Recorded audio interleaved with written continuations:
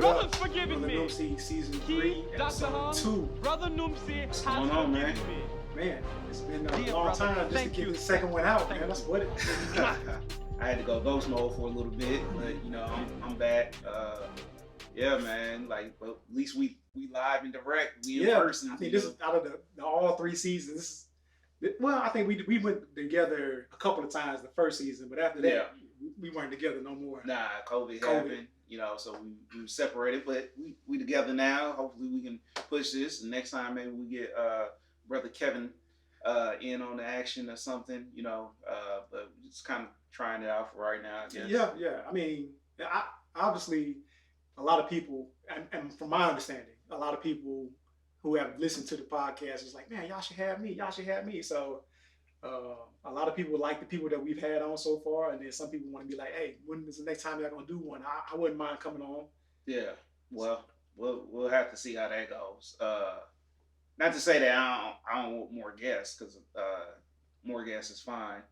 It makes for an interesting conversation and everything. I think so too, and also depending. I mean, if other people who have like other podcasts, like I know a homeboy of mine got one. He's doing sports and with the Tennessee Titans and stuff like that. He got sponsorships and everything. He was talking about it. I was like, man, that's dope. And then your homeboy Trey, has he one. got one. Yeah. And then just for some cross pollination, you know what I'm saying? Just get up our game. Right. Get some more followers, and you know what I'm saying, just to listen to different genres of podcasts. You know what I'm saying? Yeah. Different conversations. Yeah, different conversations. Different people bring different things. Yeah. So, yeah, we'll see. Yeah. So, since you went ghost mode, what you been doing, man? Oh man, I've been off the grid. Doing some ghost recon, pretty much. I can't talk overly about it, but I did go to Mississippi, did some training down there with a specialized group. We'll leave it at that.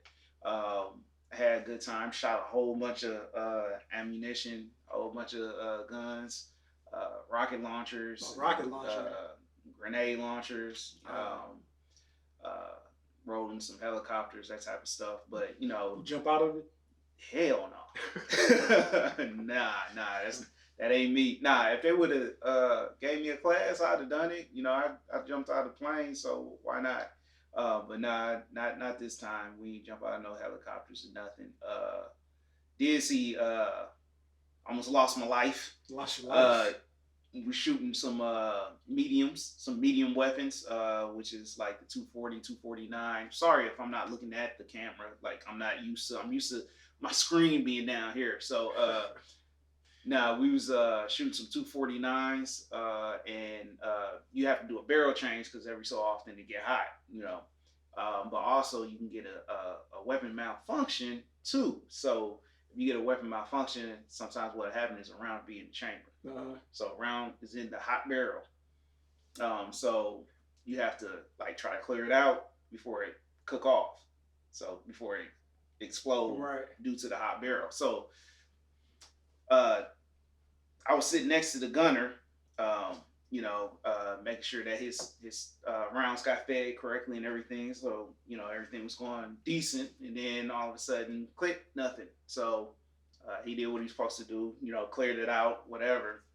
We look, boom, it's a round in there. All right, no problem. I've seen about 10 rounds in the chamber today, that day or whatever. So anyway, the decision was made to go ahead and take the barrel off, get a Gerber, which is, kind of like vice grips, pull the round out because it was in there pretty good. Barrel comes off, dude is handing vice grips to another guy, pow! Oh, for real? And mug explode. So, like, immediately you see a flash. Something hit me. I was like, all right. So I immediately jump up and I'm looking at the guy holding the barrel, and his whole forearm is like, it's bleeding. Well, it looked like it's blood on there, but it don't look like it's not actively bleeding. So I see blood, but it's not actively bleeding. So I'm like, oh snap, that's somebody else's blood on this man. So I'm like, look down at me. I look down at the kid that was actually firing, and he looks okay, but then he's looking, and then we can see some blood on his On sleeve. him? So then they roll down the sleeve, and sure enough, it's a big gash right there. Oh, So wow. they rendered first aid, TCCC for those in the military. But they rendered some aid to him, got him to the hospital. He was fine. But the casing for that round, when it exploded, blew back and actually went into his sleeve, went into his forearm, and like lodged in there. Oh, so they had to pull that out. So he got it now in a little jar. This is keepsake. Little keepsake, which is crazy because it was the day before his birthday. Oh wow.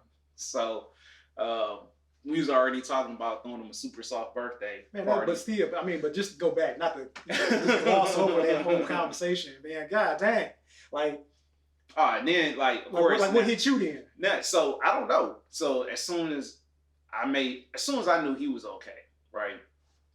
I went to another guy, Lester. I was like, "Hey man, my chin okay? Like something hit me." He was like, "Nah, you fine." I was like, "All right, I'm not bleeding, cool." And then come to find out, the dude, like that was his blood. He pretty much got peppered. You know what I mean? Like hot grease all on him, kind of burnt him a little bit. But he was fine. Everybody was fine. Everybody made it out all right. So God was definitely a blessing in that situation. 3 people. So he touched 3 people. It was 4. 4. Because it was another guy, the guy that was handling the Gerber, something hit him in the foot, but he was fine too. So, man, yeah. How big was the round? It was 5.56. So, like the military standard, military round that we shoot. It wasn't that big. That's big for people not in the military.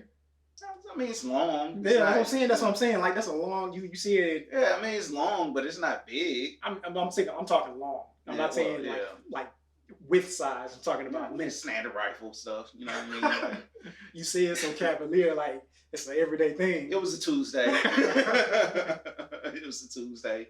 So I mean, like everybody came out all right. Nobody panicked. Well, that's good. Scenes, that's good. You know what I mean? That's what y'all trained to do. Yeah. That's why y'all go out to train, right? So like I was very impressed with everybody out there that nobody panicked. Even the kid that got hit. He didn't. Of course, they didn't let him see the wound because you know how it is. Yeah. Sometimes if you don't know what it is, then you don't feel it. Yeah. So they didn't let him see it. So that was good on them for like snatching his arm up real fast. But yeah, everybody was okay. It was a good time. Good. I still had fun shooting that day. Shot a whole lot the whole time we was down there. But yeah, I was saying it was the kid's birthday the next day. And we was planning, for those that watch Letterkenny, we was planning on a super soft birthday party for him. And so somebody came to me and was like, hey man, like since he got hit, should we cancel the super soft birthday party? Like, I don't know if it's in good taste anymore. I was like, no, it's in the best taste now. We got to lean all in because, like, we got to get this kid something. Like, right. I think he was just turning 20. Wow. Like, so he was super young. First, like, annual training event. And yeah, he took one for the team. So, yeah, we definitely gave him a super soft birthday party. Gave him a nice tiara. He had a sash. Everybody wore beads, pearls, like fake pearls, and yeah, it was quite funny. You should have gave your speech or whatever and said, "Now pitter patter." Yeah, yeah. Nah, it was a good time. The whole trip, learning a lot of nice skills. Again, like just can't go into all of it just because that's the way the people I was with trained. Right. So wasn't expecting you to go into it, but I think the whole thing was about super soft, of course, but you had to build it to the super soft birthday. Right. Yeah. I mean, we did. But I'm glad that everybody came out okay. Yeah. You know what I'm saying? I mean, we did some very manly things and then had a super soft birthday party, which is also manly. So. Why you had to throw that manly? I mean, it just ain't nothing wrong with it. I mean, I need to watch Letterkenny. You got to watch Letterkenny. It's funny. It's very, very funny. And also, I made sure because like it's a new era in the military. It's a new era everywhere where you got people that's sensitive. Right. So I definitely made sure I kept checking in with the kid. First of all, we made him watch because he'd never seen it, so we made him YouTube super soft birthday party. And then make sure that was okay. And then once we put everything on him, we made sure that he was comfortable at all times with it on. And he And I was was. I like, assume yeah, he was. yeah. Because I was like, if you're not comfortable, then just take it off. Like we're not hazing you. You know what I mean? Like we're just having fun for your birthday. And he went out for training that day with his pink sash on, and everybody got a nice little chuckle here and there. So it was a good time. Yeah, good. Yeah, that's a story. That's one thing about going out of town, no matter if it's for work related or with your boys or girls, is that you always come back with a story. Oh man! Also, so I'm in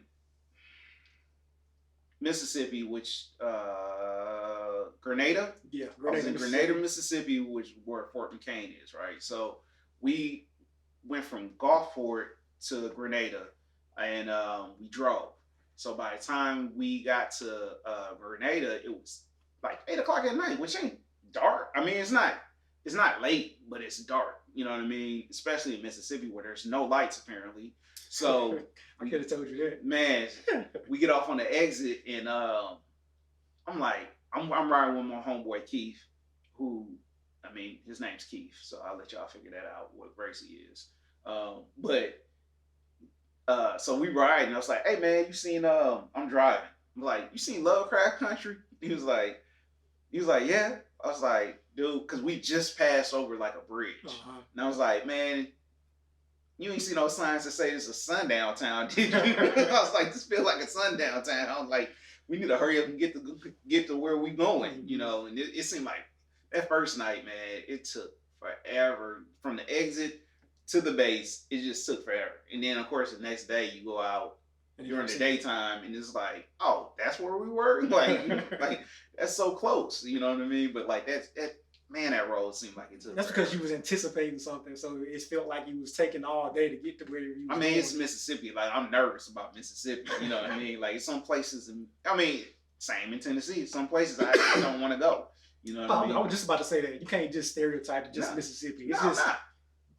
Rural places in the South. Period. They make me nervous. I don't blame you. I remember we was going to a funeral in Macomb, Mississippi. Yeah, that's at the bottom. Yeah. And we was on some back road going to the cemetery, and I looked at you. I was like, man, these trees look like they made for hanging. Like it's just perfect height with the branches. You know what I mean? Just high enough to throw some rope over it. And I was like, man, I could have sworn I saw some ancestors out there just in the trees.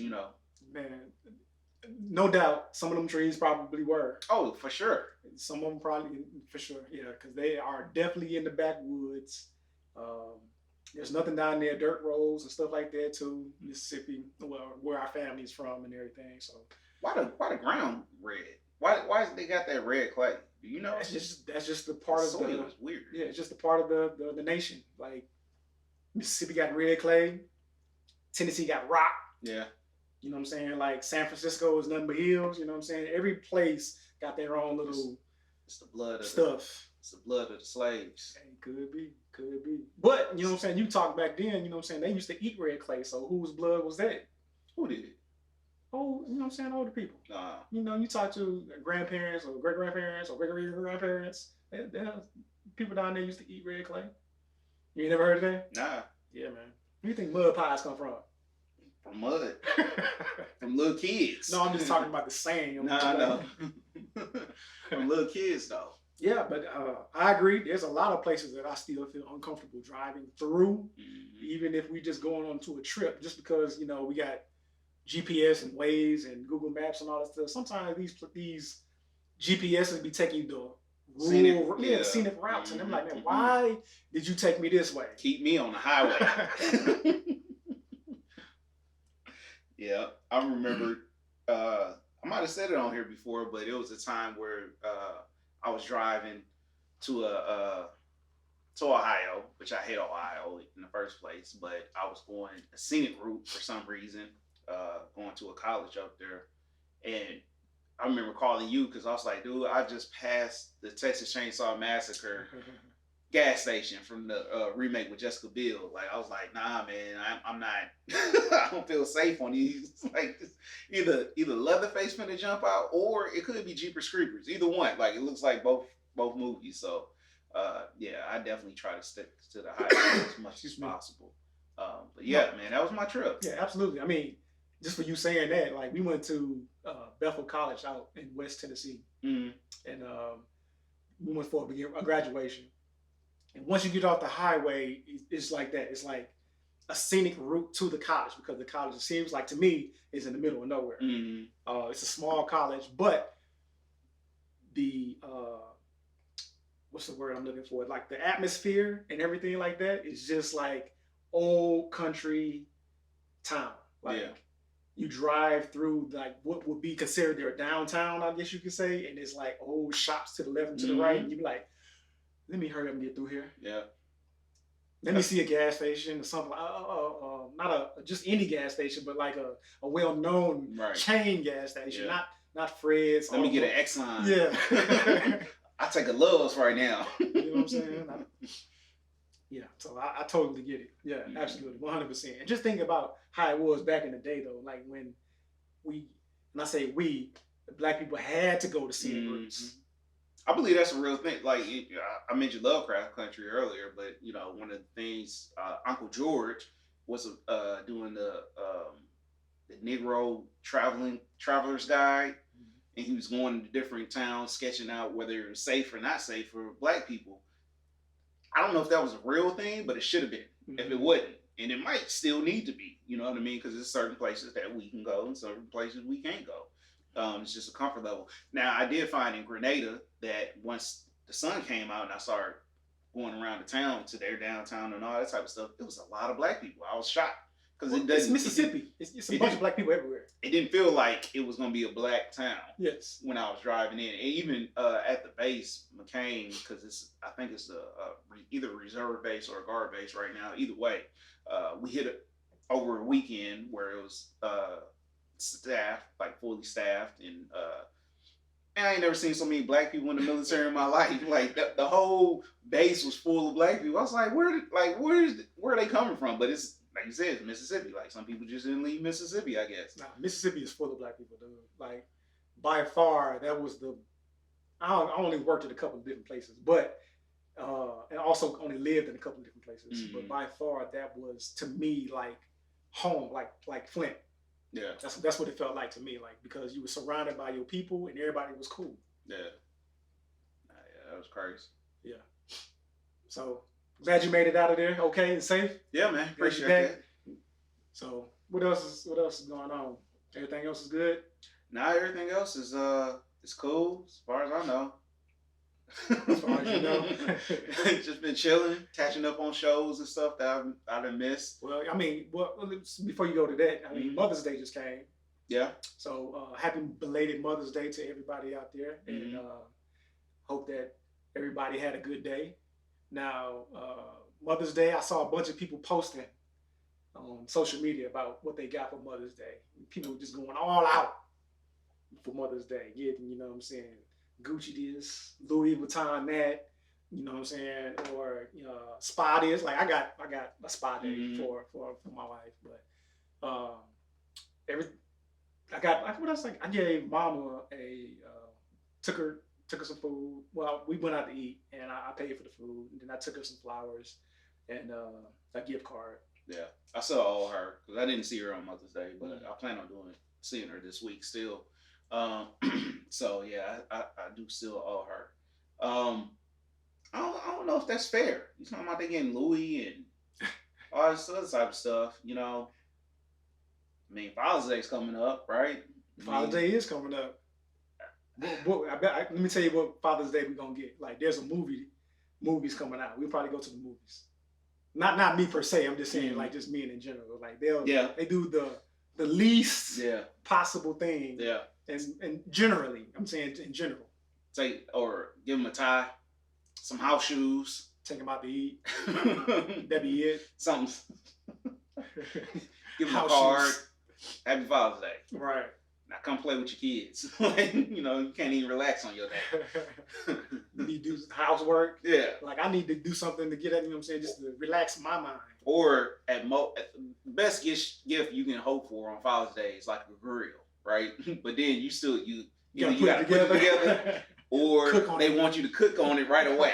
Like, so it's still doing work on Father's Day. Yeah. Like, where Mother's Day is not like that. Like, whatever they need, you know, we had they dispense, and it's all good. But Father's Day is like the secondhand holiday, which is crazy. But I think that stereotype is changing a little bit nowadays, because there's, you know, back in the days, I would say 70s, 80s, you know, there's a lot of absentee fathers. And then like now today, there's a bunch of fathers. There's still a lot of absentee fathers today, but the narrative is changing about fathers. You know what I'm saying? Like, we know that, you know, we always had a father in the house, but a lot of people still didn't. But we're trying to change the narrative of the absentee father, rather than just having an actual father in the household who's taking care of business and letting the world know that, hey, I didn't go nowhere. I'm taking care of my business. Yeah, even the ones that's not in the household are still stepping up way more than what it has been in the past. They're, you know, very involved in their child's lives as much as possible, just depending on the circumstance of where they live, proximity and things. But yeah, hopefully this holiday gets a little bit better. Hopefully we start to see, not now, because I know we're still kind of in this COVID thing. But that don't mean nothing. You know, there's states that are. I know, but I'm just saying, want to do. Hopefully, like by next year, we'll see crowded restaurants on Father's Day. You know, because normally I mean, you can walk straight in with it, you know, go to wherever table you want to. It'd be empty. Yeah, it'd be empty. Yeah. Kevin Hart got a movie coming out. Yeah, that's why I was gonna bring that up. Have you seen the trailer too? Yeah, I saw it. So it's about a single father taking care of a baby, and you know, as she grows up, and him being a single. It's based on a true story. I'm gonna have to look it up and see what it's based off of. But single fatherhood, raising a child, first time father, not knowing what he's doing, and asking for help, basically. I watched. It's a 2-minute trailer, I think it was. By the end, I posted on my Instagram page. I posted that trailer, and I posed a question. It was like, you know, can you watch this entire trailer without pollen getting in your eye towards the end of the trailer? So for me, when I watched the trailer, I didn't get emotional nor cry, but I can understand if somebody did, depending on their personal situation, because, you know, it's a single father trying to raise a daughter, and I know I'm close to my daughter. You're close to your son, but I couldn't imagine being a single father, nor imagine the women who are being single mothers, and trying to, you know, do both things, being a mother and a father at the same time. I mean, yeah, I didn't find pollen in my eye either, but I can see how it's gonna be a heartwarming movie. Oh, you know what I mean? It's gonna make you feel some type of way when you leave. You know, on a good note, I'm sure. But it's probably harder. I mean, I'm not gonna say it's harder, more difficult. I'll say it's probably more difficult for a father to raise a kid on their own, just because I don't think men have that compassion that women have, and that motherly, So like for us, like it's a little harder to get at, but at the same time, it may come from just the bond when the kid is first born. Like, you know, of course, in this trailer, it looks like the mother's out of the picture from birth, right? So like, I'm sure he's doing the skin to skin contact and all that type of stuff. So like, they probably do have a bond to where they, like, he fits that role, even though in his mind he might not think he knows what he's doing, but he's probably doing a better job than what most fathers do, who don't get to experience that, or may not be able to experience that type of connection, because the mother fulfills that role in the early beginnings, because they're breastfeeding or just, you know, loving on their kid, you know. So I think it's gonna be a good movie. Yeah, it's kind of hard to see Kevin Hart do serious roles.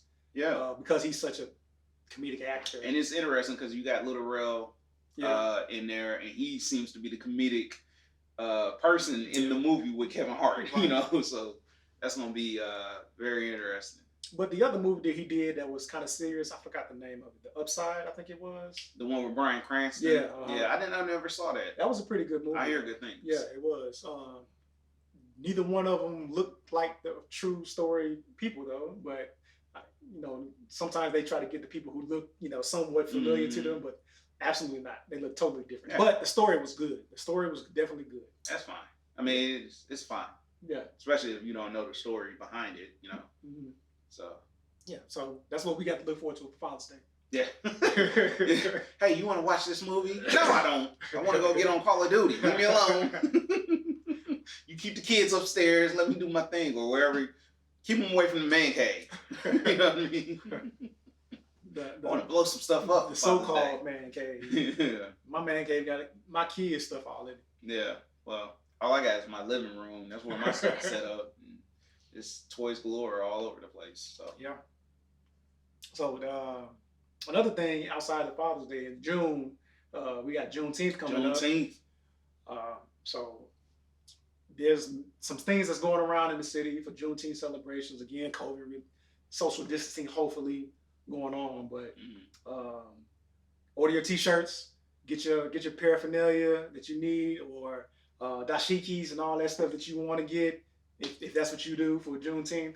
I just read a book. I can't think of the name of it right now because I just read it. It's about Juneteenth. A lady from Texas. This is the author, and it was a pretty good book. But she told the history of like Juneteenth and the state of Texas. And one thing that I didn't know that I want to bring up in this is that, did you know Six Flags was originated in Texas? Right? I hope you knew that. At least. Okay. So do you know why it's called Six Flags, or what the meaning of the Six Flags are? I don't. I did not know this either until I listened to it on the book. So Texas was once upon a time governed by 6 different groups, I'd say. It was United States, Mexico, of course, Spain, right, the Confederate States.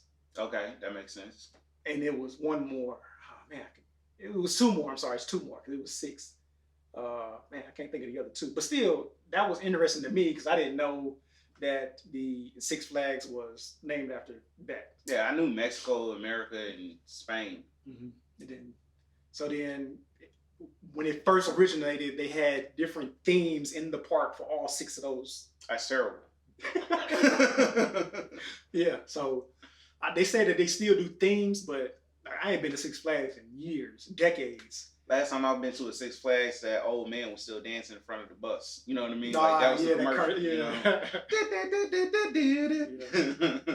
On Juneteenth is the name of the book. On Juneteenth is the name of the book. But that was one thing that I don't want that to be the only thing that I took away from the book. But that was one thing that I wanted to just bring up that I just definitely didn't know. I learned anything I know about Juneteenth. Sadly, I learned from either Blackish or Black AF. That came on Netflix, because both of them done by, of course, Kenya Burse, but he went hard on both of them to kind of like really explain why he celebrates Juneteenth. And last year, unbeknownst to me, it was decided that we were going to celebrate Juneteenth and not 4th of July.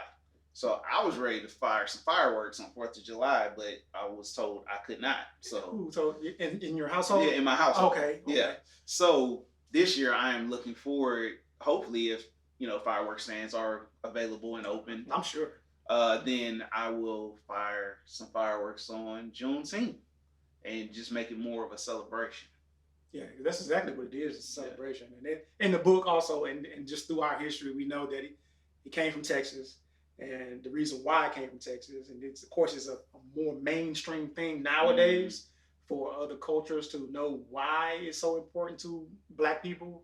But I think I heard that they were trying to get it to become a national holiday, kind of like the 4th of July, which would be great. It would be great, but overall, is it just going to be Black people celebrating, or are you going to have everybody celebrate like they celebrate the 4th of July? It'd probably just be Black people. Okay. I'm sure it would be. I mean, it's just like the NBA. I think, was it the NBA during All-Star Weekend? They played Lift Every Voice, and I was like, what? Did they? Yes. Missed that. I was like, yo, y'all playing Lift Every Voice like it's not a Black thing. Like, and now Rise for the Black National Anthem. Like, what are we doing right now? Like, all right, I'm down for it, but like, let's not separate too much. They're just showing diversity. I get it. I just met somebody not too long ago that whose birthday is on Juneteenth. I was like, oh man, that's cool. And it was like, yeah, now everybody knows what it is, but I used to tell everybody like my birthday is on a holiday and nobody got it. But now everybody gets it. was like, that's nice though, especially for the future, I guess. Yeah. As it grows, continue to grow. So, but the whole thing is that Juneteenth is the same weekend as Father's Day. So, are we celebrating Juneteenth and Father's Day? Man, you got a barbecue. You got to get that grill. Get your gifts early so you can be barbecuing on Juneteenth. You know, get your strawberry soda, watermelon. Mm-hmm. Nah, yeah, you got to. I guess you got to do both now. I was wondering that. I ain't looking in the calendar, but I was like, man, it seem like they probably close together. Yeah, like days next to each other. Yeah, that's fine. Mm-hmm. We do both. That's what we do. Yeah, just roll with the punches. With it. But yeah, you was talking about other movies and trailers and things of that nature. Mm-hmm. So it's been a while, so let's run through it. So I guess we want to go over the stuff that's already been here and gone, like Falcon and Winter Soldier. Yeah, this is a good place to start. All right, Falcon and Winter Soldier. So to me, it was a good series. Actually, better than, I don't want to say better than, but WandaVision. Yeah, I think storytelling wise, it was better than WandaVision. I identified with it more than WandaVision, and it felt more Marvel than WandaVision. It did feel more Marvel. So when you say identify, what do you mean? I mean, they're telling a black man's story. First of all, I'm again. I mean, I hate to keep saying this because I say it probably every podcast, but I am in the military, as discussed earlier in the podcast. So, like for me, when I joined, I remember people saying like, "Man, black man ain't got no place in the white man's army." You know, that's a legit thing. People in the world feel like that. People in America feel like that. So, for Marvel and for Falcon and Winter Soldier to touch on that, because that's pretty much what it all was about. It's the fact that, first of all, he didn't feel worthy. I ain't gonna say worthy. He didn't feel right carrying the mantle of Captain America, the Stars and Stripes, because he knew in his heart of hearts that like black people don't get treated fairly in this country. And it took the whole show is taking Sam on a journey to where he feels like, no, I have to carry this because like it's if I don't, who will? We saw that. You know what I mean? You see the alternative, of course Steve Rogers was like a 1 in a million chance, right? Of having some dude that just uphold those morals and those values wholeheartedly. So Sam also holds those morals and those values just from a slightly different perspective. And he grew to decide like, nope, this is what I'm going to do, and this is how I'm going to do it. So, do you think that Marvel overdid it though? With the I don't, and I hear that. I've heard like, people complain online and stuff like that, but like, man, come on, like. They could have went harder. You know what I mean? Yeah. Like, you don't know what it's like to be black, man. Like, I know that seems like such a cliche thing to say, but like, it's real. So like, for Falcon to be getting harassed by the cops when it's the Winter Soldier, like, here is a known terrorist standing right here, a man who has killed millions, and here's a black dude that has done nothing but save the world, and you go after the black guy in a black neighborhood. Yeah, in a black neighborhood. Yeah. Talk to the black man instead of the white man, who's clearly not supposed to be there. Right. He's the odd one out. And then, so I love that scene. I love Isaiah Bradley's character was good. I'm glad that they did bring that. Yeah. Man, you got to read his comic book, which is, I can't think of it right now. It's like Red, White, and Black, I think, or something like that. But anyway, it's the first black Captain America. I have it. I've read it, and it's crazy. It's a crazy story because it's not just him. It does talk about his unit and how they were all being tested on, and and he mentioned it in the show. Yeah. And how they, slowly just start dying out. But like, it was 3 of them that made it through the whole trials, but 2 of them went crazy and killed each other, pretty much. So he was the last man standing. He did get imprisoned and all that. But he got in prison for a different reason. The show didn't say why he got in prison, but he killed a white dude because he said some racist stuff. Like, you know what I mean? Like, he just snapped on him. But yeah, man, like, I'm glad they included him. I would love for them to dive into his backstory one time. That would be a good Marvel side, like not a whole series, but just I don't want to say what if either, but nah, it's not a what if. Just do you can do a movie. They can do a one shot. Remember that they used to do Marvel one They would shots. do it longer than one shot though. Yeah. I think it's deserving of a Disney Plus movie. An entire movie. Yeah, 2-hour movie. Like it's enough content there. Yeah. And they switched it because originally he's supposed to be Truth, red, white, and black. Is that what you said? Yeah. Yeah. Truth, red, white, and black. Originally, his story is really from World War II, but they updated it to Korean War to make his age appropriate. Mm-hmm. But yeah, so like in the book, he was going after like Hitler and stuff like that. But so if they did Captain do a America movie, did it'd all be that, interesting. yeah.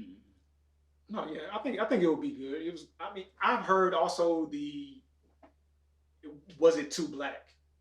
But I mean, it's the Falcon and the Winter Soldier, so you had to give some black content in that TV show. Yeah. So I thought it was good. I didn't think it was too much myself. I think the only thing that was too much was his speech at the end when he was talking to the senators. It was a little heavy-handed. Yeah, I think so. I mean, like, they're senators. He's, the black Captain America now, but why should I sit here and listen to you? I mean, I could just turn around and walk away. What he said was right, though.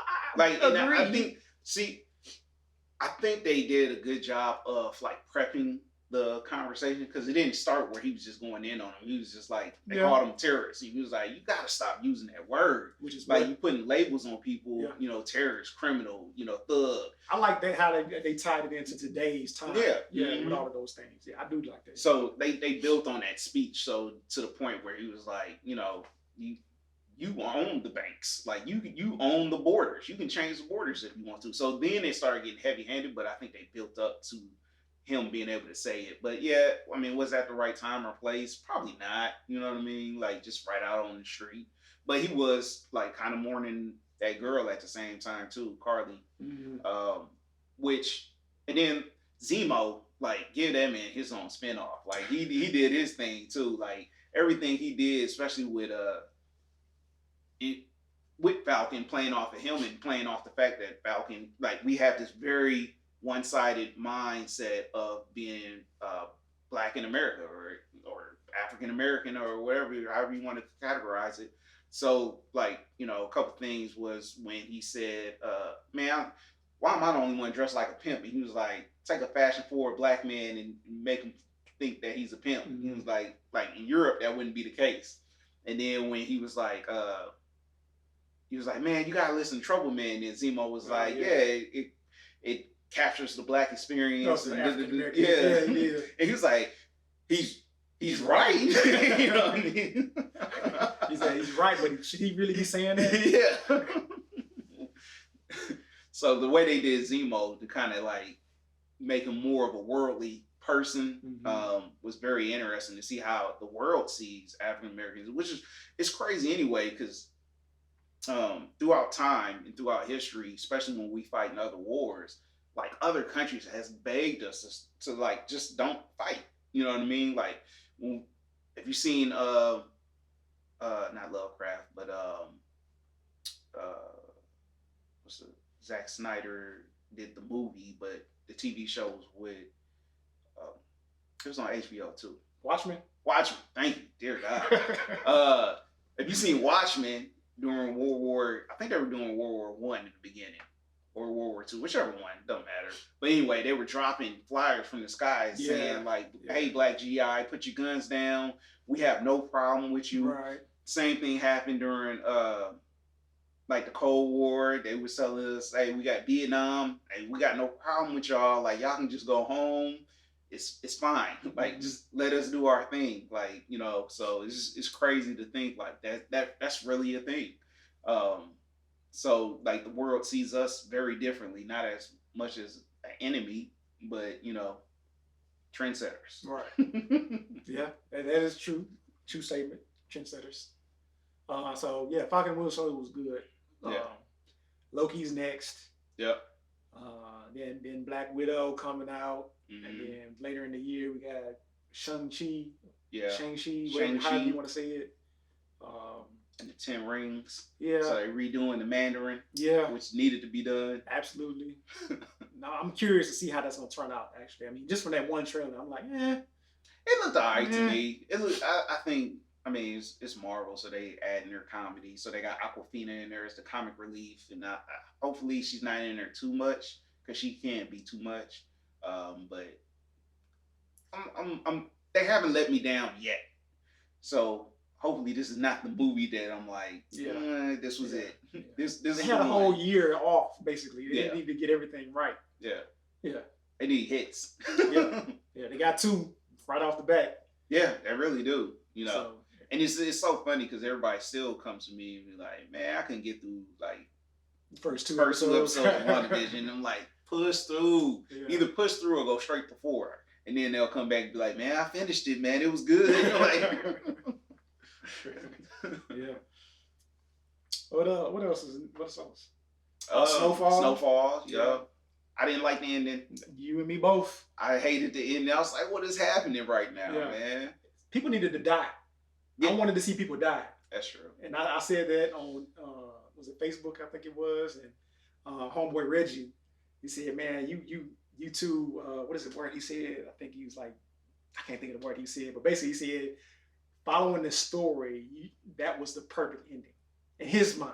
Really? Yes. So he said it was good. I said some people needed to die, either his mama or his father. Or Reed. Well, possibly. I mean, if you follow the end, possibly. Should have died before the actual end. Oh, okay. When they was all at the airport. I fool with Reed because Reed do what needs to be done.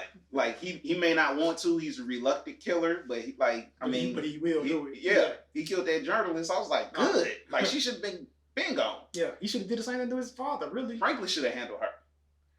It's a part in there that we laugh at every time because they recapped it, and I think we watched the same episode twice for some reason. But it's Franklin's in a club, and I think Jerome.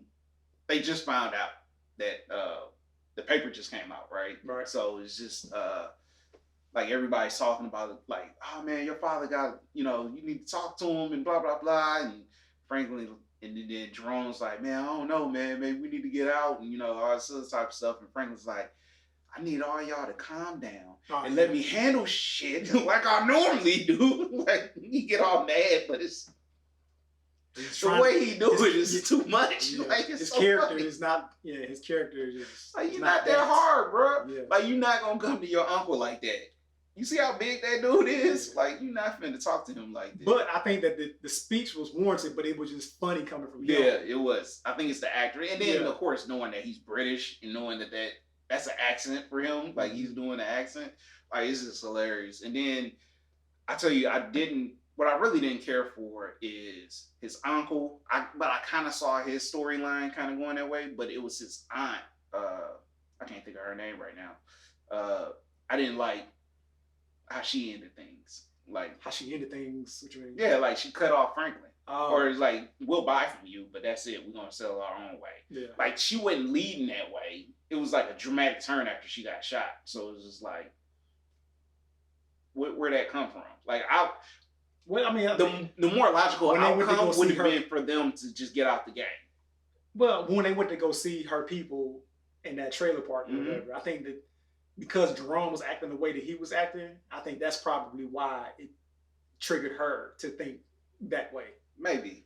I don't know. It seemed like it came up because she seemed like she was so down with whatever Franklin said, and then she got shot, and then all of a sudden it was like it was Franklin's fault. When really it wasn't, because if Leon would have shot that girl when he shot the kid, we wouldn't be in this mess. So a real kill, either him or Fatback. I don't care which one of y'all. But you job. You was gonna leave the baby mama just in the car alive for her to snitch to anybody. So okay. You probably didn't think that she was gonna go crazy like that. You know what I mean? Because it's like chances are she probably wouldn't. But you knew who she was tied with. Scully, yes. Right? Scully and Manboy. So you gotta kill her so she can't tell Scully and Manboy who shot the kid. I'm still upset about that, man. Like that was the biggest mistake of the whole season. Or I don't even know. But I understand it though. Like you shooting the kid, you paralyzed. That's why you got Fatback right there. He should have done it. He should have been like, But he was already shot though, wasn't he? No, he wasn't shot. Oh no, he was. He was on the driver's side. He should have shot that I don't know what her name was, but he should have shot her. No, I agree. But anyway, dang it, Jerome ended up shooting her, at the end. Oh yeah, he needed to. Yeah, it was in the middle of her sentence. That was pretty funny. Oh yeah, Yeah. I mean, it wasn't no redemption for her, and she was even in that sentence. She was saying that she's not redeemable. Like, nope, I'm gonna keep coming for you. Bow, good. Yeah, yeah. And then Leon gonna look all shocked. No, Leon, you should have did it. You sitting there letting that girl talk to you like that, Leon. You saw. But again, that's why he getting out the game. But I can see where she was coming from, though. Nah, I do. I get her point. Yeah. Which is why I would have killed her from the beginning. You can't blame her for her actions. No, not at all. You know what I mean? No, you can't. No. Oh, and what happened to Scully getting religious the entire I don't know what episode, happened. Man. I don't know what was going on with Scully until the end. Now it's like, oh, okay, that's Scully I know. You know what I mean? Like when he showed up at the hospital and all that, and Franklin's house. Yeah. What was I finna say? I was finna talk about. This girl that came out of nowhere this season, right? Franklin's girlfriend. Dude, double agent. I knew something was wrong with her. She came out of nowhere. We hadn't talked about her. We ain't had no backstory to her. She just showed season, up. And you was gotta like, have, you gotta introduce. I get that, but like straight love interest that fast, and then she ain't asked no questions about the game. She was just like cool with it. This man is killing or stringing out millions on the street. Yeah, killing them really. Yeah, you know what I mean. He's a known killer, known drug dealer. She see his operation and she's just fine with it. Like the whole time I was like, man, something ain't right with her. She don't feel right. Her character don't feel right anyway. And then of course she working, or a man boy got her working that angle. I was like, okay. He needed to die too. I would have killed her too. Yeah. She had to go. Yeah. Cause now she know too much. Dude, what was we talking about the last episode? You and Kevin was talking about how you. It's only one way to stay in this game, man. You got to bury them bodies.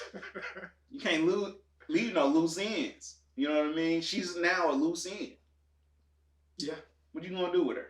Well, her fingerprints on the gun now. So I mean, that was smart of Franklin to do that. And then he was like, "Them bodies outside, you figure it out. You smart." And then walked out. I was like, "All right, I give him credit for that one. Like he set her up pretty nice to have to work her way out of it. And then her brother's still in jail, so whatever." I'm curious how long they gonna stay in the 70s stuff. They in the 80s. Are they in the 80s? I'm pretty sure they in the 80s. Yeah. How long they gonna stay? They started in the 80s. Well, how long they gonna stay there? Which is wrong, because the crack hit Compton and all that in the 70s. So like for them to even started in the 80s was kind of off key. Well, it hit the Bay Area in the 70s, so I don't know if it's just now. Ain't that where RZA was in the Bay when I went to see him? Yeah. Okay, yeah. That makes sense then, because it hit the Bay first, and then it moved this way. Yeah, they had to go. They had to go up north. Mm-hmm. Yeah. So I don't know how long they're gonna stay in it. I don't know why they brought Melanie back in there just to threaten her. Like that was pointless. I was like, and then he's just gonna walk out. I don't need to change. Yeah, that didn't make no sense either. What was that? What was that? It was a setup for the next season and say that he's back to where he was, but it really didn't make no sense. It really didn't. That was stupid. It was. But I still like the show. Yeah, absolutely. I'll be on the next season, but show. Yeah, they did some very questionable things this season. That was very out of character. Yeah, that's Snowfall. Yeah, so it's still good. I still think it should be on one of the premium TV shows like HBO or Stars or something like that. But I mean, it's good for for FX, it's definitely good. Yeah, it's definitely good. I mean, FX always has good shows. Oh yeah, they do. They got a bunch of other stuff coming out too. FX does. There was a book that the dad was reading right before Reed walked in the door. Mm-hmm. The book is called "The Spook Who Sat by the Door." So I read this book also, and it's about a black CIA agent who took his skills and then quit the CIA and went back to his home in Chicago and started training gangs, what he learned from the CIA. Interesting. To take out the white man. Mm. And it was a good book. Actually, it's a good book. FX is doing a TV pilot. Oh, really? For that book. So that was like a little teaser, a little hint? Yeah, I think so. Nice. Yeah, so the book is good. It seems plausible. It's totally fiction, but it does seem plausible. Yeah. It was based out of I think it was in the 70s. I think the book was written in the 60s, and then it was written about the 70s about how everything was going down in the 70s, but it seems very plausible. I like the book. The Spook Who Sat by the Door. So I can't wait for that TV show to come out.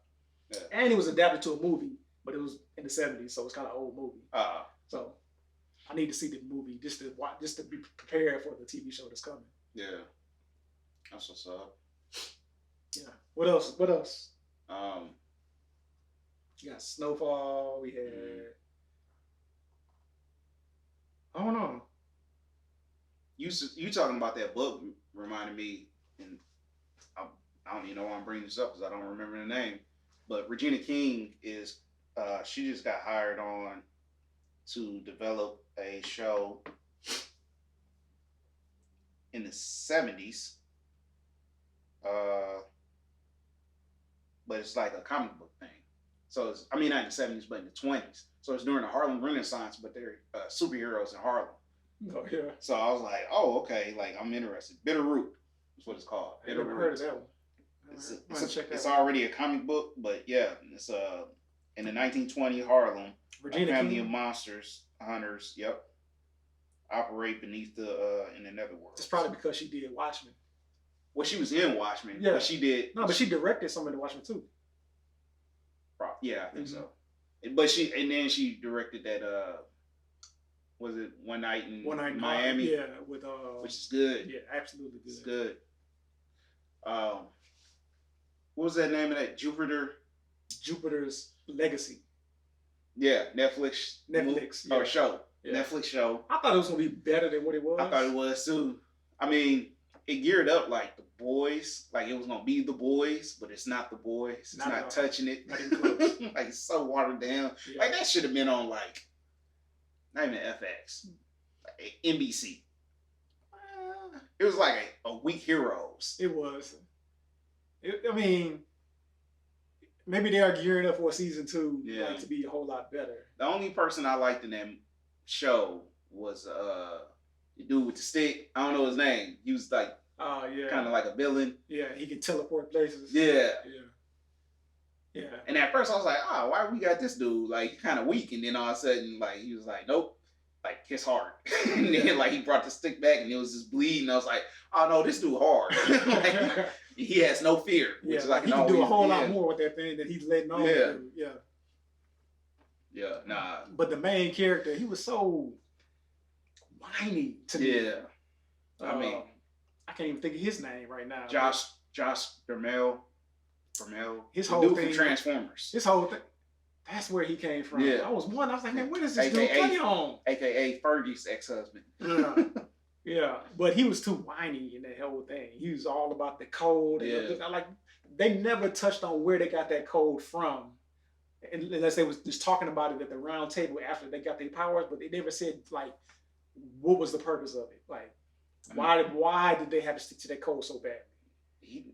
He kind of mentioned it just to kind of keep them in check and to make sure that they don't. Like, who made him the leader though? I guess because it was his voyage. Because he got the people was in his head. He was seeing his dead daddy. Yeah, whatever. And which was stupid. Oh, yeah, it really was. And then they could just automatically get their suits. Ah, yeah. Like, where they come from? Jupiter? Yeah. I mean, but still, like, okay. Who knew you could breathe on Jupiter? Like, by the end of it, I was like, why do they call it Jupiter's Legacy? And then, like, I had to remind myself, like, oh, maybe that's the planet they were on when they got their powers. But they immediately came back. Like, that's stupid. Going to the backstory of the aliens, they gave them that power. Right, exactly. Yeah, that's what I'm trying to figure. And everybody, when he was on the planet, everybody saw somebody different there. Mm-hmm. Like, the black dude saw his mom. Like, she's not dead. Why is she there? Nah, it was his grandma. That was his grandmother? Yeah, because remember, they were walking in the desert, and it was like, who would you see if you could see anybody that's dead? He was like, I'll see my grandma. And then, like, she looked like the mama. Because the only one that didn't give a name that showed up was his brother. He said, I wouldn't see nobody because I don't live in the past. But he ended up seeing his dad. Yeah. Which he said saw his mama. Who's their mama? Like, I'm just going to assume she was dead because they ain't never mentioned her. Never, not once. That show is trash. It could have been better. It really could have been. It had so much potential. It did. It really did. Mm-hmm. Even the son's story arc Yeah. Garbage. Yeah. It didn't lead nowhere. Nowhere. The daughter had a better storyline than the son did. She did. Yeah. It was terrible. Did you see? I hated that. What's her name? The daughter of the brothers who had the telepathy. Yeah. She had. I hate that he had to kill her at the end. Spoiler alert. But he killed her at the end. What? You didn't see that? Yes. He killed his daughter. Oh, got you. I know what you're talking about now. The Asian. Yeah. Because she was cool. I liked her too. Yeah. Especially the whole like ninja assassin type thing that she had going on in the beginning. Mm-hmm. They should have ran with that. I like to see, she could have did a spinoff. Yeah. Never been a better show. Everybody watch superhero movies to see superhero stuff. Mm-hmm. Now I don't need the whole storyline of the daughter who's a crackhead and the son who's trying to find himself in the place of life. No, I want to see people fighting. It didn't even make sense. Like she found a bag of blue crystals, and not decided not even cocaine. Snort this. Not even cut up fine enough to even snort. I was like, that was some jagged edges. That's the first thing I said when I saw it. I was like, that's gonna make her nose bleed. Like that's not smart. And my thing was also the dude who had the stick that could teleport everywhere. Like he was going after that for a specific reason, but they never said why. What that stuff was. I thought it was like superhero crack, I guess, or superhero coke. Because I thought she was going to take it and something was going to happen to her. Well, she OD'd on it. She did, but still, I thought it was something different. Yeah. I think it would have been better if they would have said like regular drugs don't have too much of an effect on her. So then you knew like, oh, this is powerful stuff. But like they ain't even mention that. Nothing. So it is what it is. Yeah. Trash. They ain't even season's over with. They can't tie nothing back. They go to season 2 and try to recap stuff that they've already done in season 1. It's too late. I'm not interested really no more until you come out with a season 2 and it has a trailer that is like The Boys. Yeah. Which they gave a disclaimer, like it was gonna be for mature audiences and stuff, but I ain't see much that was mature. Other than him smashing the dude's head in the beginning. Yeah. That was about it. I guess it was disturbing for some people to see the father's face all mangled. Whatever. It wasn't for me. Whatever. There was another TV show I saw on Netflix called Shadow and Bone, I think it was. I started that. I haven't finished it. Is that the name of it? Bone and Shadow. Bone and Shadow. That was pretty good. That was better. Or Shadow and Bone. One of the two. To me, that was better than. It is. So far, it's already better. Yes, so far, I'm already way more invested. When I was watching it, it reminded me of Bridgerton. I ain't watched Bridgerton. Oh, man, you slipping. That was pretty good. But that's what it reminded me of because it's not the same, but it reminds you of it because of the period and the way people are dressing and stuff like that. So that's why I said it reminded me of that. But of course, it's totally not Bridgerton. Yeah, but it was good. I'm looking forward to getting through it because one, the guy that he was in The Punisher as Billy, aka Jigsaw, who's now the Dark Knight, the Dark General. The General. When he came through, cut dude head off. I was like, nah, he cold blooded. Like cut his head off. He came in different. He cut it. He sliced. He was like in 3 different spots. Fool with that. It's a black dude that works for like the dude with the cane. Yeah. He was like shooting stuff, and I was like, that dude fast. But yeah. Did you see that part? No. Okay. So again, we talked about this a couple of episodes ago, maybe even last season. It was about how certain things get pushed on people. Oh, he's one of them? Yeah. Oh, okay. And they push. I said one of them. That sounded wrong. Like as soon as it left my lips. So it was pushed. Oh, absolutely. And it didn't feel organic to the story. No. Because so far I don't get that from him. Yeah, like, I didn't we even got a little bit. He's kind of like so far you get a little metrosexual stuff from him. I've seen the dude Poppy or the performer Poppy, who's played by a guy. I'm assuming. But you never get. I mean, you can get the vibe from him, but the storyline could have went so much better without that scene. Like, there's absolutely nothing else in the entire series except for one scene. I'm like, why did they put this in here? Like, what was the purpose of this? Got you. That's how I felt anyway. So you let me know what you think whenever you continue watching the rest of it. But the ending was good. It set up for the second season real good. I'm not gonna give you no spoilers because you haven't watched it all. But the second season look like it's gonna be that true. All right. Yeah, I'm gonna get through it. Yeah. I'm gonna get through it. The girl though is, I don't want to say she dingy, but she not using her gifts. Right. I can see that from her already. Like she's too caught up on that dude. Yeah. Like that's all she want to talk about. Want to be by. Oh no, I need to be on this boat because he's on it. Well, like, even when you get to the end, they set her up as this prophecy, but she's not doing any prophecy type stuff. Yeah. That's not normally happens. Reminds me of Harry Potter. No, Hunger Games. Katniss? Yes. She's supposed to be this great. Yes. Yeah. But it was like, she okay. Yeah. Yeah. That's what it reminded me of. Got you. Did you watch them on Prime? I did not watch them because I would have to watch that by myself. Oh, because it's horror. It's a little, it's a thriller type movie. So I haven't seen it, but I do want to see it though. I enjoyed it. I really liked it. I thought it was well acted. I think it does. The ending makes no sense. Like they didn't know how to end it. And sometimes it does go maybe a little too far in the. I don't want to say the race department. I don't know. It just seems like it's glorified too much in some places where they could have scaled it back. But other than that, like it was a good show. The kids did good in it. Matter of fact, the girl from the Kevin Hart movie, the one that plays his daughter, I guess at the oldest age, she's in it. Okay. And then the girl from Us is in it, which it feels very much like Us. The whole show does. So it's interesting that they casted her. I was like, I hope her next project is happy. Because, like, I don't want her to get typecast. Yeah. Like, all she do is horror. So, what else? Mortal Kombat. I watched Mortal Kombat. Was hyped for it. Watched it. And was like, it's good. Yeah. It was good for HBO Max. Yeah, that's what I said. It was good. It was good. It was good for something that I'm already paying for. But my expectations personally was like up here. And I watched the movie and it was like, down here. See, mine wasn't up here because something that Hollywood does is if they really believe in a project, they will push the trailer pretty quick. So it'll be like a year out, you see a trailer for it. 6 months, you see another trailer for it. Like Black Widow, we saw a trailer for I know Black Widow got pushed back, but Marvel, since normally they push out, about a year is what they do. Wasn't no Mortal Kombat trailer until like 2 months before Mortal Kombat was gonna air, if it was even 2 months. So that already had me like, maybe this is not as good as I think it's gonna be because like clearly they don't believe in the project because Mortal Kombat was pushed. It was pushed. So it was supposed to come out in 2020. Yeah.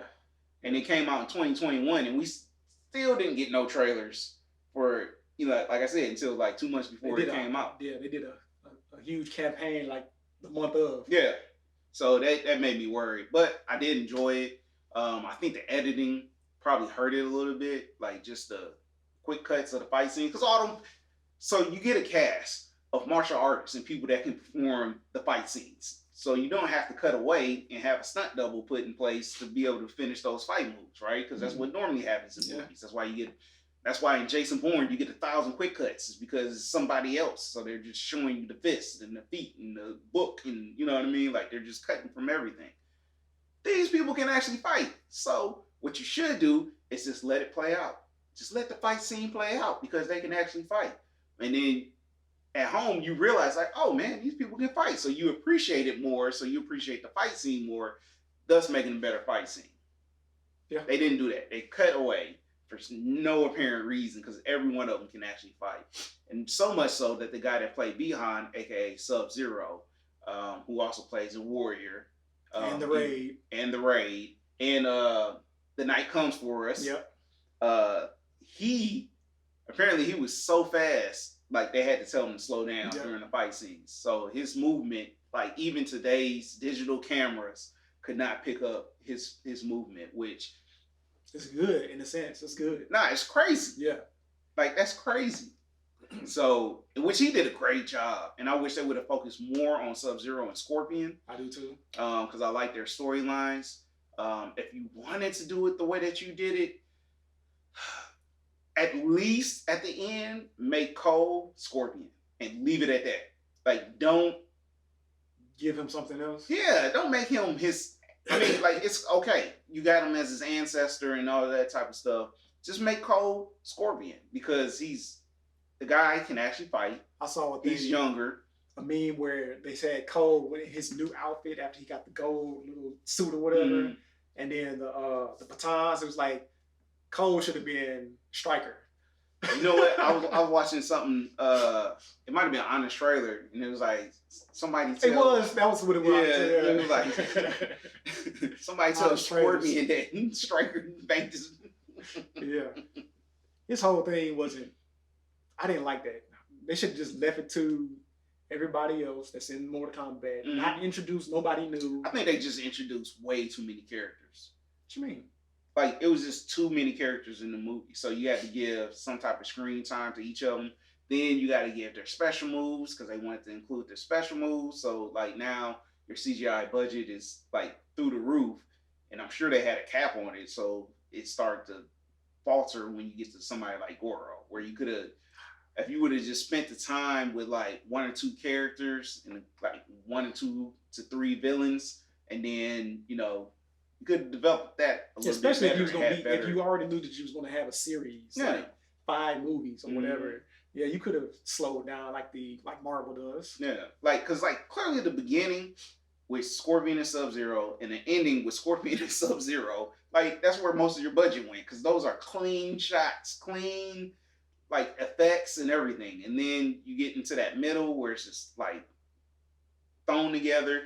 Why Jack's little baby arms became big arms?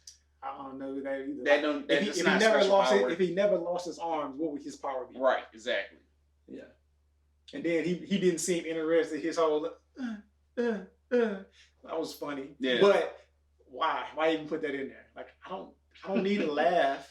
Right. I want to see some fighting. If Kung Lao didn't have a hat, what would his power be? Like why is that? Like some of it just didn't make sense to me. I do like Kano. Kano went off he was the funny. whole movie. Yeah, like it was his movie. But I like Kung Lao too. I thought he shouldn't have died. No, he shouldn't have. No, he was the coldest one to me. Yeah, he killed that girl quick. Flawless victory. Right.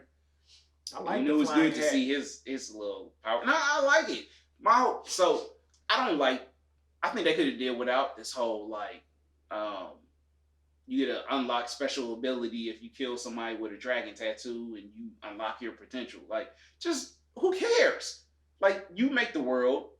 It don't have to be based off reality. So just these people just have these powers. Yeah, I don't care how they already automatically. Yeah, we already know the backstory. Right. The world knows about Mortal Kombat. Who are you making this for? Us or the people who don't know about Mortal Kombat? Exactly. Mortal Kombat is on Mortal Kombat 12 in the games. It's been 12 of them. Who cares what you don't have a lot you have to do. Like, if you haven't played a Mortal Kombat from 1 to 12, then clearly you're not watching this movie. So this movie's not for you. So you ain't got to try to bait me in and be like, oh, coach your way into this world. Like, I know the world. Hey, Bryan Singer did. And the one who did X-Men? Yes. Yeah. I don't think they did that bad. I'm not saying they did that bad. They did some research. What I'm saying is they try to take their time to introduce every individual person. It felt like an updated Street Fighter, like with Jean-Claude Van Damme. Yeah, where he was Guile, because it's like you have all these characters. They're about what they are supposed to be, but kind of not. You know what I mean? Like some of them are, some of them aren't. Kano, like he kind of leads the Black Dragon, but it sounds like he's been kicked out of it. Maybe, I don't know. Cabal, I don't like some of it was. That was weird. Like, how did Cabal get onto Shang Tsung's team if he was with the Black Dragon? Right. How did they come about? Like, how does Shang Tsung get individual people? Right. Especially like Cabal. Yeah. Because like some of the other ones came from Netherworld, so that makes sense. Yeah. Right. Absolutely. He's rocking with Melina. Mm-hmm. That makes sense. Which they hid Melina. I feel like they cut out some of her scenes. They probably did. I think because you see some stuff on the trailer mm-hmm. that you don't see in the movie. I hope that they keep, because I assume that they're going to make a part 2. I think they did well enough to do a part 2, even though their box office dropped drastically from week 1 to week 2. But hopefully they get a part 2. And hopefully Melina turns into Katana and they use that same actress, because I would like to see more from her, because like she actually does her own stuff. And what do you mean Melina turned into Katana?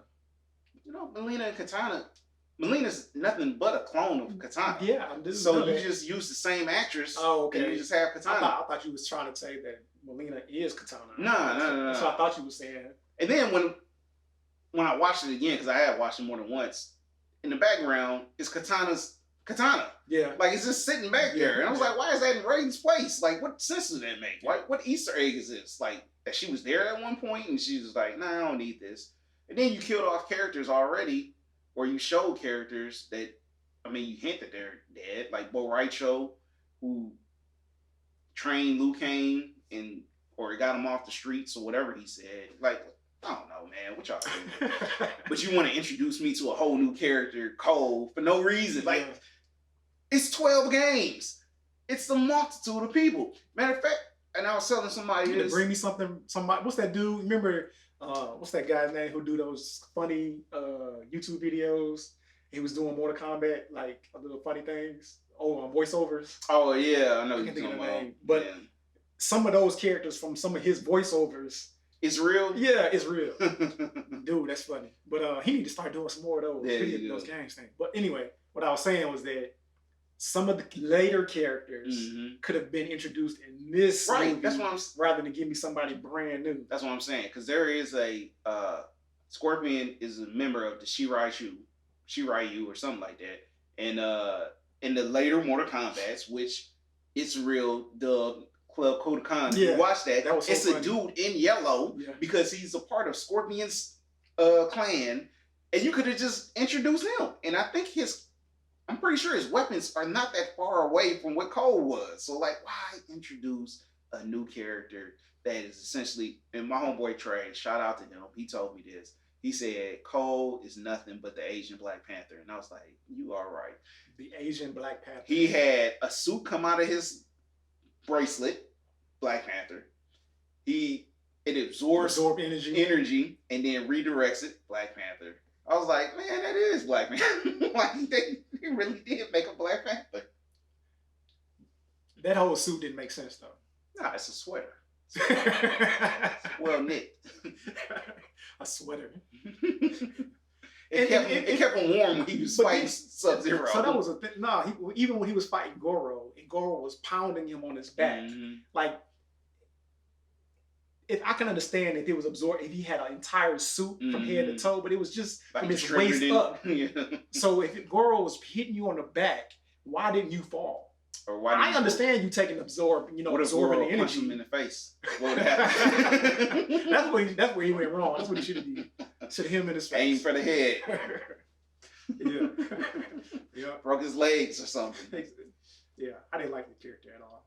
No, and it's sad because I do like that. I like the actor because he was on the show that was on Netflix. I can't remember the name of it, but it was like another guy from the Raid and him, and like the guy from the Raid was like a chef. But he was like Wu Assassin. That's the name of it. Wu Assassin. Wu Assassin was terrible too, though. But he's in Wu Assassin. But they had some good fight scenes. Some, not all of them were good, but some. But yeah, terrible. So much potential, but it was good. Overall, it was good. Like I said, my expectation was too high, but it was a good movie. I mean, it's the best Mortal Kombat movie still. Absolutely, hands down. Hands down, the best Mortal Kombat movie right now. Yeah, it's not the best Mortal Kombat content that we've ever gotten. Dude, not the one shot, but that YouTube series, yes, so much better. So much. First of all, because there was a fan made trailer, but it was professionally done with Michael Jai White, actual actors. That was good. Where Scorpion fought. No, it wasn't Scorpion. Johnny Cage got beat up. He got killed by Baraka. But Baraka was like a doctor or something, like a plastic surgeon. From the dude who he played in a couple of movies too. Yeah. That guy with the dreads who does what's that? Capoeira? Yeah. So that was good. Like, I would love to see that movie. You know what I mean? Just because that trailer was good. And then they came out with a series. At one point in time, I thought that director who did that movie, that He was attached. Was going to do a movie. He was attached for a while, and he did the series, the first season, and then he did the second season too. But he quit after the second. Like as soon as the second season was over, he quit and dropped out of the project because I'm pretty sure somebody was trying to change the story. WB started getting, because if you look at the first season where it's like each individual storyline and like each one of them is a different genre. Like Raiden's is kind of like he's in an insane asylum. It's kind of horror based and it's like it's really good. It was good, yeah. And then the second season is like none of that. Like it's just let's introduce this character, introduce this character, introduce this character, and you can just tell like I've been fed up too. He left the project like as soon as that was over, so you know it was interference. He was like, "Y'all going away? I don't want to go." So yeah. So now we got what we got. Got what we got. But the first season and the trailer that he made are the best two pieces of content that we've had for Mortal Kombat live action. And that's probably where they got the first scene for this movie from. Mm-hmm. Like because there's a whole feudal Japan fight. Absolutely, yes. That's probably where they got that from, just to mimic what he had already done and put it into this. I did like the way that Jax lost his arms though. Like absolutely. Sub-Zero freezing him and just breaking them. That whole everything Sub-Zero did just about until you started getting his butt whooped out of nowhere. Like he was doing great. You know, everything he was doing, he was menacing. He was just showing up and just creating havoc. And Bihan, if you don't know, turns into Numpsi. So if they do go further in the future with the series, hopefully they do transform him to Numpsi and make him more darker, more menacing. Yeah, but still, there was so much potential, so much more. They should have did a Avengers type deal. Like they should have did.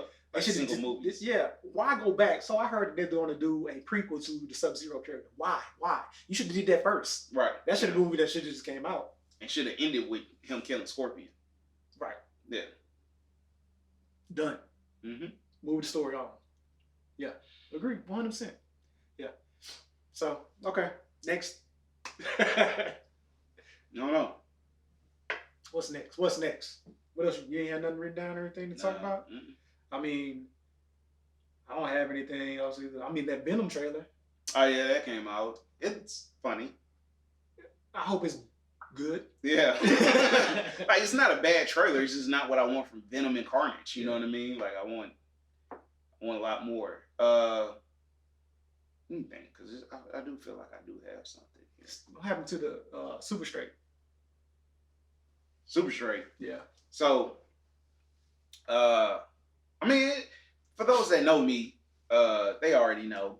But Super Straight, if you've been absent from the internet at all, what Super Straight is it's a new sexuality, I guess, if you will. But it's like you super straight, you know what I mean? Because apparently it came out that some transgenders were saying that a man, like they were questioning men's manhood if they didn't get with transgender, if they wouldn't date transgender women. What? So this guy was like, "Nah, I'm not about that." So on like YouTube, he came out as super straight.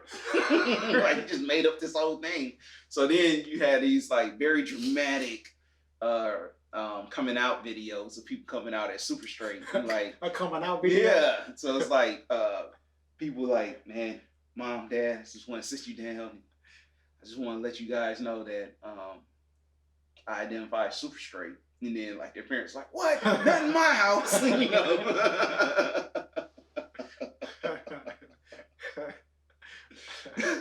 That's funny. So it's like the anti-Tank, right? Because Tank said, what do you say? You can go down on a dude like twice before you know whether or not. Tank. Tank who? The singer. Yes. Nah. He doubled down on the BET Awards or something one year because he said it online or during like an interview, and then people was like, "What? Tank crazy?" And then like everybody thought that he just misspoke, right? So then he ended up doubling down on live TV, like on the BET Awards, and was like, "Nah, I said what I said." Like, so yeah, it's the anti-Tank. Like you cannot, if you super straight, you cannot go down on the man at all. Like you can't, you ain't doing that. Why do you have to be super straight for that to even be a thing? Apparently, you have to identify something, right? You have to identify. So if straight people are saying that they can see whether or not they're interested in the same sex and still be considered straight, because that's what's happening nowadays, then super straight says no, you cannot. Super straight. Oh man, this world. This world, super straight. Okay. Mm-hmm. So that's what super straight is. Okay. Well, I'm super straight. Yeah. If I have to identify with something, I'm super straight. So, I mean, I don't. Yeah. Okay. All right. Yeah. It's like it was a catfish episode one time. It's one of my favorites. This dude who's supposedly straight is talking to a person that, and their secret was that they were trans, right? So he was so in love with this person, he still wanted to meet up with him and figure this thing out because he just loved the person. So then he meets them, and it's not a trans, it's a woman that just said that to throw dudes off to see whether or not they would be interested or not. Thinks of this stuff. I know, it's crazy. So then the dude is like, nah, I don't think I want to date her because she's a woman. Like, he had his mind made up. He already had his mind made up to date a woman. A trans woman. A trans woman.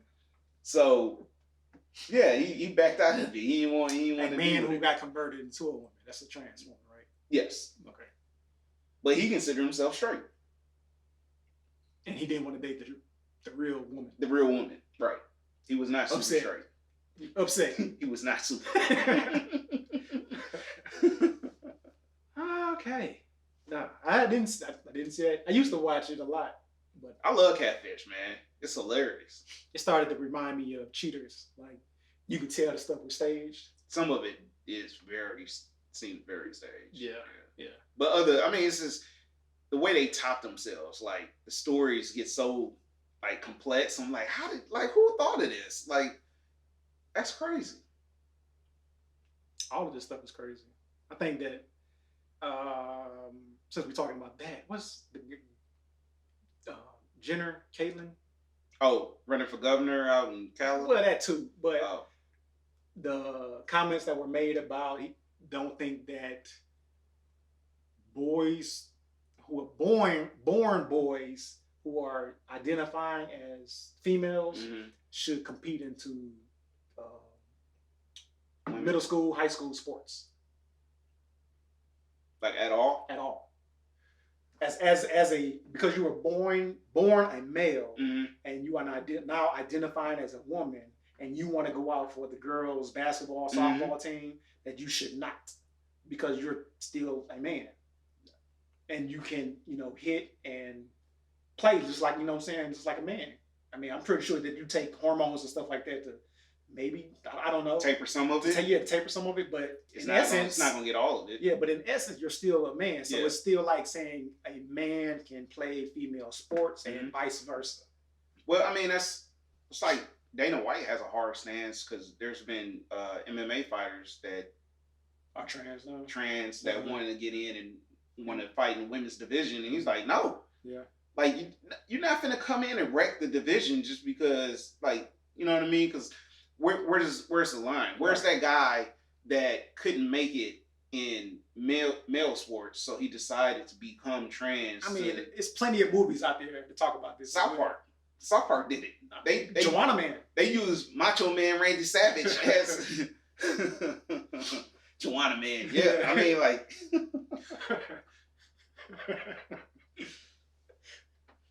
See how hard Mrs. Doubtfire threw that biscuit? Yeah, just like you said, like there's people who may not be good enough for the sport that they're trying to be in, who just switch over because they know they could dominate on the other side. Yeah. Maybe make a division for them. You know what I mean? Just make their own division. So like, but then you have to make one for men and women, though. I mean, okay, both sides. But I mean, I guess is there enough audience for that? I mean, not audience, fighters, I would say, or athletes for that. I don't know. But maybe you got to go cross state. You know what I mean? That's your burden. Maybe, I mean, I don't know. That's something you got to deal with.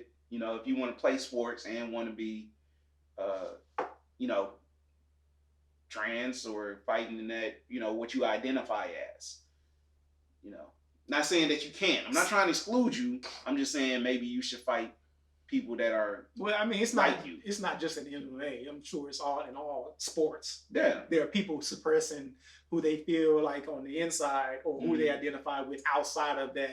Oh yeah. That 9-to-5 job or whatever you call it, and then they go home and they be who they want to be. I mean, look at Caitlyn Jenner. You know what I mean? It was Bruce Jenner, Olympic athlete, running track, and came out as trans. So, you know, I don't know how long she had those feelings or, you know, whatever, but, you know, should he have ran when he was Bruce or when she was Bruce, have ran as in the women's division? You know what I mean? Like, you're already beating the men. And, I mean,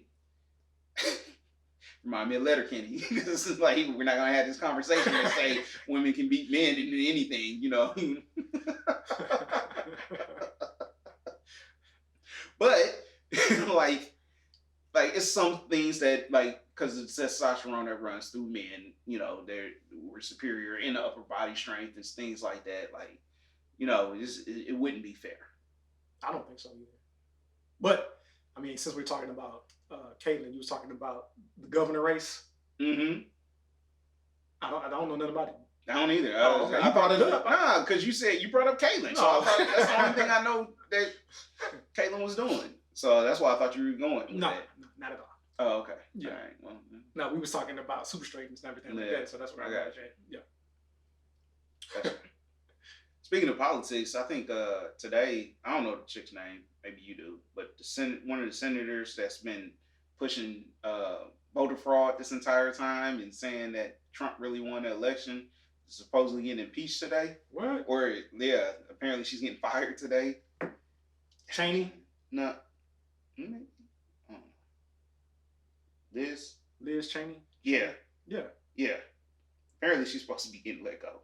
But I heard that. I thought she was the one who said, like, you know, like there was no yesterday fraud and that we should accept, you know what I'm saying, the outcome and all this stuff. Basically speaking against Trump and his side. And yesterday. She said all this yesterday. Oh, really? Like, yesterday was the first day she did it. Oh, okay. No. So they're just trying to get her the out. Vote to oust Liz Cheney took only 16 minutes. Wow. I don't know what happened, though. Wow.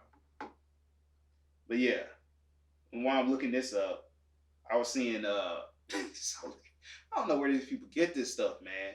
This dude, one of the guys that was a co-conspirator or a rioter or a terrorist, whatever you want to call it, at the not the inauguration, but at the Capitol, when they ran in there and was doing all this type of stuff, said that he had Fox syndrome. Meaning he had watched so much Fox News that he started to believe their lies and thinking that they stole the election for Trump. But the election hadn't even happened yet. So that's the thing. Fox syndrome. That's what he's going with. And he's sincerely sorry. He's not a racist person. He's a Christian and he loves everybody and he just got brainwashed. Can't be. How you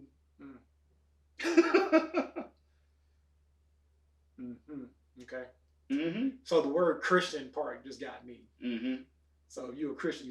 You are supposed to love everybody and not dilute yourself into or divulge yourself into all of these conspiracy theories and stuff like that because you're supposed to be above that. But we're all human. I understand that 100%. So, Foxism.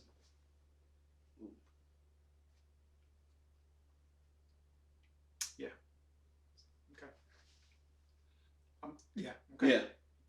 Yes, we're gonna cap it there for this week. On Fox syndrome. What about these gas prices, real quick? Oh man, crazy. Hey, gas is going out. Mass hysteria. You a long way from home. I hope you filled up. Yeah, I ain't got no SUV today, so I'm cool. It's crazy. Probably leave that in the garage. It's crazy out there. Last time I seen this stuff like this happen was on Hurricane Katrina. Yeah, that was bad. Yeah. Mm-hmm. So y'all stay safe out there. Be safe out there. No road rage and all of that stuff. Trying to get you some gas. Yeah. Stay in the house. All right.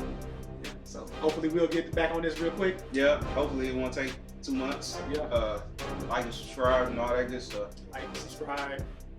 Let us know what you want us to talk about, content-wise. All that good stuff, bro. All right, man. All right. Peace.